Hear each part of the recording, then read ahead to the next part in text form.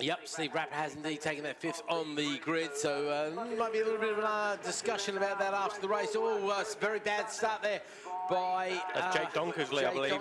Yeah, but did not get off the line at all. I think it might have been in 2nd or 3rd gear or something, looking at the way that seemed to be a bit of a clutch slip effort. So he's going to be, is he dead last? Yes, indeed he is. They go round Redgate and all the way safely. We get ready to go with the Minitwins. Seb Barron's got the jump there by the look of it. James Eggerton to Wayso's Tim Wood.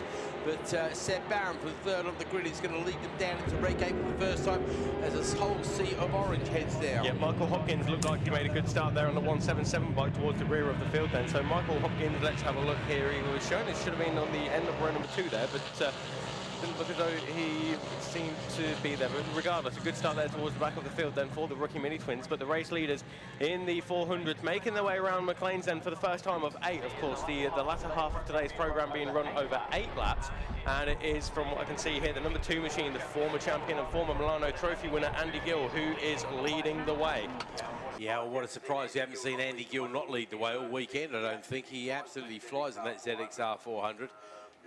Been a really quality machine for the former Milano Trophy winner. In fact, I think that's the machine that won him the Milano Trophy yeah, it was years 2018. He won the Formula 400 championship on that bike, and then that bike, not with Andy on it, but that bike won the 2019 400 championship as well with Glyn Davies. Of course it did, yeah. Yeah, the Flying Fag Packet Express. Both very quality riders, Andy Gill and Glyn Davies. Glyn, of course, playing with the F900 Cup at BSB these days. Always good to see some other ex-Bemsee riders and champions out there like Mike Smith as well. All doing us very proud indeed. As the Minitwins come across the line and leading the way, it is Seb Barron from James Eggerton and Tim Wood. And I get the T every time and I keep forgetting which T it is. Tony, there you go, Tony Perry. We've got another Perry in the... Kobe Perry. Oh, Kobe yes, Perry. Kobe Perry there. Yeah, there we go. Got the Minitwins there. Yeah, Luff, Davies, Hopkins, Svensson, King, Priestley, Chris, Buchanan, Fruin, Harrison, Rybicki, Woodruff and Ferris all go through. So my drinking buddy from the boot needs to put down his pint because he's running 10th in class at the moment. Come on, Max, we need to see you getting on the podium there, boy. A little bit of a chop and a change out the back there. I think Donkersley and Haig might have swapped places over the back there as their lights went out in a slightly different order. And look at that, Nick Smith there with the purple light at sector number 1 on this, the first flying lap. But I think Nick can't really catch the flying man in front of him unless he keeps turning those laps in at a great rate of knots, because Andy Gill goes purple in sector 2 and extends his lead now to 2.287. He's into the 118s. That's the first 18 in this class I think we've seen all day. No, he already did 17 earlier, so maybe not the first 18 we've seen, but that just shows the class of the man. There you go, your flying rookie Minitwins, and again we do think that the leader Seb Barron is not scoring points, so that'll be good news for Tim Wood because he's come across the line ahead of James Eggerton. Very much a battle of the champs there. Series contenders, I should say. Tony Perry up next, then Davies, Luff, Hopkins, Svensson and Priestley. Moving up the places, he goes past Old King, so keep going, boy, you'll get the points in the There's a good battle between Nick Smith and Marley McKenzie starting to brew up here as we go towards the middle of this race then. So we are a quarter race distance moving in towards the half race point here, but Gill with a 2.2 second advantage and yet again goes purple in that first sector, and looks like Rapper and Haig were almost side by side as they went in towards Coppis as well. But Andy Gill, the former champion in this class and former Milano Trophy winner, rounds Robert Chicane to come round and complete lap number 3 then. There's that battle between second place Nick Smith and third place Marley McKenzie. Now Marley McKenzie on that ZX4R Kawasaki will get in the slipstream and pull alongside Nick Smith, but Nick Smith is so late on the brakes in towards Redgate that last time around he managed to hold on to second place. This time around Marley McKenzie says, I know your game, I'm going to take that second place from you, and with that he does. And then we've got a long line of bikes then all the way, we've got 3rd, 4th, 5th, 6th, 7th, 8th, 9th, all the way back to around about 12th place there as the rookie Minitwins now come across the line. Seb Barron's leading the way in that one. He extends his advantage from 1.575 to 3.412, but it's still Tim Wood from James Eggerton by less than half a second. Yeah, I think the extra races that Barron's been getting are definitely paying dividends. He's into the 19s, those guys are into the 21s, so it just shows an extra couple of seconds, that extra experience, that extra advantage you get from racing people who are a little bit quicker than you definitely pays some dividends there. as the rest of the runners and riders come across the line. King loses another place as Crisp goes past on him that particular time. Meanwhile, over the other end of the circuit, the leaders are just starting to trip the timing beams over there, and Marley McKenzie has gone green over the back as he tries to catch Nick Smith. Bear in mind, these guys are on completely different bikes, really. Got a rider down on the exit of Redgate and in towards Hollywood there, unfortunately. It's just around the corner from where we can see from our vantage point here in the commentary box, but yellow flags are now being waved on the entrance in towards looks like Redgate. The rider's up and okay. The bike is being retrieved by the marshals there, mate. No worries. We'll keep an eye on who that could potentially be there when they don't go into the second sector. But Marley McKenzie now ahead of Nick Smith by half a second for second in the Formula 400 there. And what's Nick Smith there showing as being on a sub-64 machine? No, I thought he was on a full-powered machine this year. I thought he was too, to be fair. I don't know. I'll let the timekeepers and the protesters sort that one out. So Nick Smith is on a sub-64 that... I don't know how sort of horsepower the new bikes have got. I thought it was about 70 or something, the new ZX4s, if I remember rightly. Because it was worried that the modern machinery might just run away if they turned up. That's not been the case, because, well, look at Andy Gill. He's on the classic ZXR 400, beautiful little machine.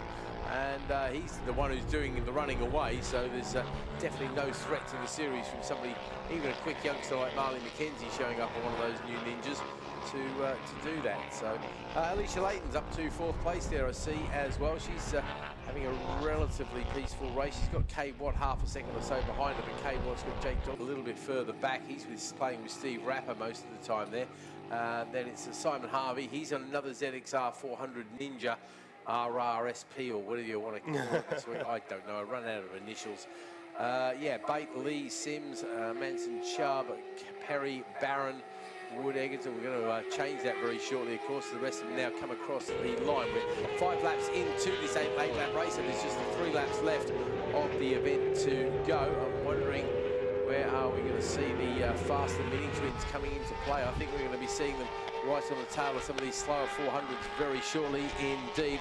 Just watching, yeah, there they go over the line, and Barron is now just 4/10 of a second behind Manson and Chubb, so I think we're going to see a Minitwin getting right in there, and certainly Cody Perry's been caught by the first 2 of the rookie Minitwins already, hasn't he, mate? Interestingly as well, that James Egerton, it was around about 3.5 seconds. He's closed up by 2.2 seconds on that lap, now down to 1.2 seconds between Sebastian Barron and James Egerton as they make their way around the bottom end of the circuit, and that's around about the old hairpin where the number 189 machine of Sebastian Barron is. Race leader Andy Gill is making his way into the braking zone now for Robert Chicane. He'll be coming back into our view once more. There he is, right on cue on the ZXR 400, isn't it, for Andy Gill there? Yeah, he comes across the line. Old bike, yep.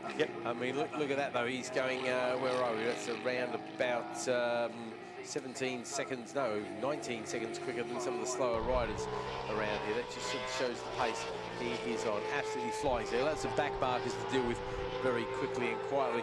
I've got to mention Adam Freund's machine there, number 16. He's not doing particularly well in the race, but if this was a best in show, I think Adam and his lovely multicoloured paint job would be a serious contender. Watch the number 16 machine when it comes round next time. You'll recognise it from the seeing it in the paddock. It's a multitude of colours, shall we say, but all very elegantly done. It's a classic kind of 70s pad wagon kind of look, that's to put it politely. Right, Gill, McKenzie, Smith, and Layton. Where are we going to change it? Harvey goes past on Bates, Sims goes past on Lee. Egerton makes up a couple of places, but that's because he was lapping some of the slower riders. Manson Chubb going back a couple of places there as well. Wood, the third of the Minitwins, are well ahead of Tony Perry there as well, but starting to lose a little bit of ground to the Egerton-Barron battle, which came across the line. And yeah, this machine, it's a very interesting colour scheme, isn't it? Different, isn't it? Yeah, I guess you could kind of call it almost an Italian flag, a feminine Italian flag. A feminine Italian flag. The pink on top with the green bits on the bottom. That's what our flag marshals are going to look like at the next round of rumours to believe white in the middle. Last lap has gone out now to Andy Gill, Marley McKenzie and Nick Smith. Then we've got a battle here between them. Is that Ninja 400 of Kate Watt against the ZX4R of Alicia Layton and Jake Donkersley?